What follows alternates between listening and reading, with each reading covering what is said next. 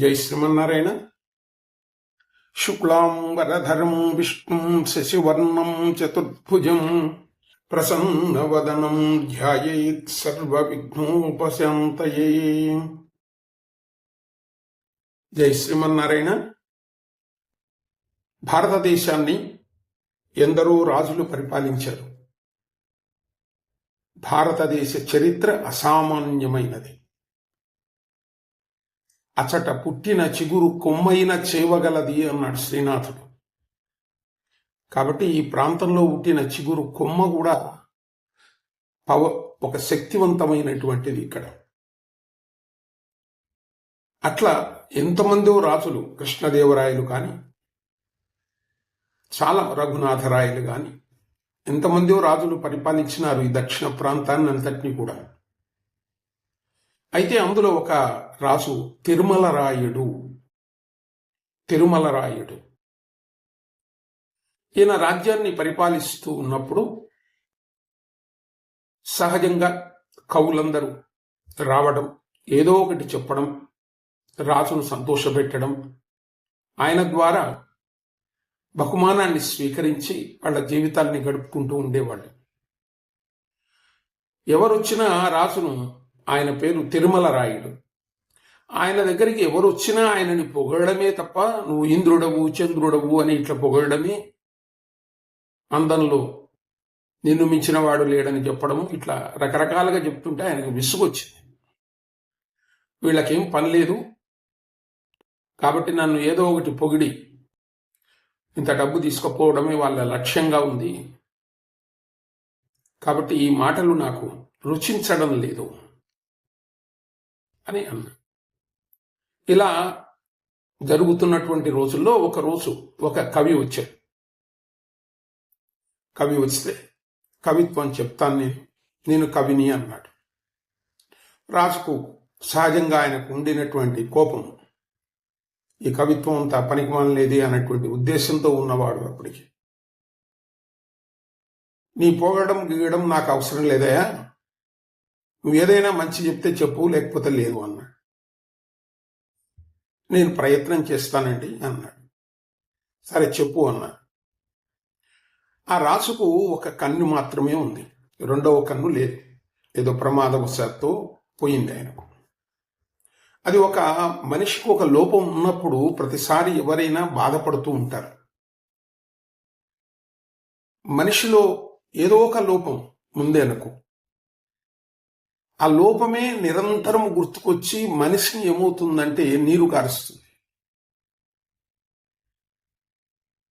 ఇలా ఎన్నో, ఒక వెంట్రుకలు లేకపోవడం కావచ్చు, ముఖం అందంగా లేకపోవడం కావచ్చు, కాళ్ళు సరిగా లేకపోవడం కావచ్చు, ఒక కన్ను లేకపోవడం కావచ్చు, శరీరంలో ఏదో ఒక లోపం ఉంటే మనిషి తల వంచుకొని జీవించవలసిన పరిస్థితి వస్తుంది. అలాగనే ఈయనకు కూడా, ఈ తిరుమలరాయుడు అనేటువంటి రాజునకు కూడా కన్ను లేదు. అది ఎవరికైనా సహజం. నా మిత్రుడు ఒక ఆయన మెల్లకన్ను ఉండడంతో తలపైకెత్తి చూడాలంటే కూడా బాధపడేవాడు. ఎందుకంటే ఒకరిని చూస్తే ఇంకొకరిని చూసినట్టు అనిపిస్తుంటుంది. అది పెద్ద లోపం కాదు.